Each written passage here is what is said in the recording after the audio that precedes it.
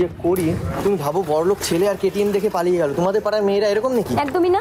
তাই তো মনে হচ্ছে। নয়তো তুমি কেন চলে যাবে বলো? আমার কাছে কি কম ছিল? শুধু সাইকেল নেই তাই? কি করো তুমি? আমি সরকারি চাকরি করি।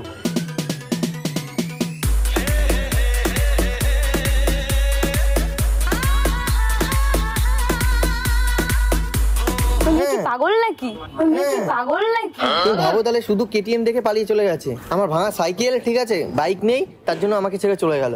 মেয়েটা একবারে বুঝলো না যে সরকারি চাকরি আর কেটিএম এর মধ্যে পার্থক্য কি। কেটিএম দেখে পালিয়ে গেল। মেয়েটা পাগল আছে হয়তো, মাথা ব্যথা খারাপ ওর। না, আমার মনে হচ্ছে এই গ্রামে সব মেয়েরাই পাগল আছে। সব মেয়েরা কেন পাগল হবে? হ্যাঁ, তা তুমি হলে কি করতে? আমি হলে একদমই যেতাম না কেটিএম দের সাথে অন্তত। মানে চাকরি পেলে কেটিএম যেতে না? না। চাকরি পেলে কেটিএম যেতে না? না।